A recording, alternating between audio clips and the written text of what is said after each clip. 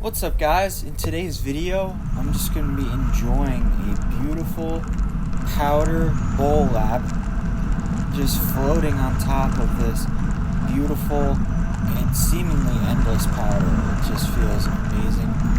The only thing is sometimes bowl powder can get a little windblown and be a little thicker than I'd like. So it typically stays a little bit better in the trees or down lower off the peak of the bowl. But it's still powder skiing and it's still awesome terrain. Coming down here into some flowy, open, beautiful trees.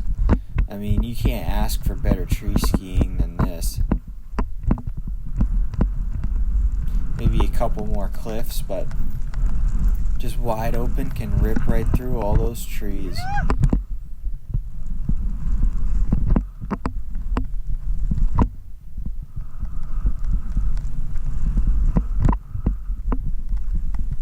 The only downside to this type of terrain is that just about everybody can ski wide open trees like this, and it gets skied out pretty quick.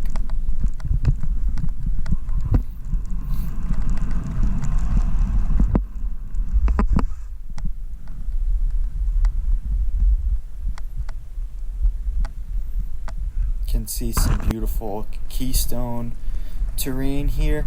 The only problem is it starts to get really flat really quick, and down below here got some snow on the lens, so I apologize, but you can still see that it just turns into this really long flat-ish stretch of really cool flowy terrain, but it gets way too flat.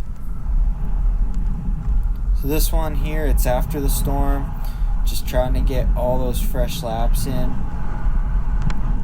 I think I'm dropping lower on the bowl because I get right into the trees, not going too high into the alpine because that wind blowing snow was not as good as down lower into the trees. Now the trees often get less snow than the bowl, but it can definitely feel better and softer. In this one, you can tell I'm just totally ripping through the trees. Unfortunately, I got a little snow on the lens, but I should have wiped it.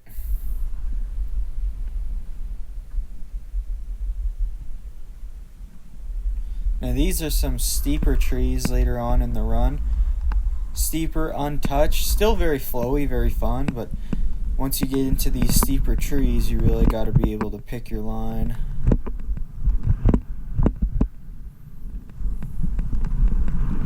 Short and steep, back into the flowy terrain.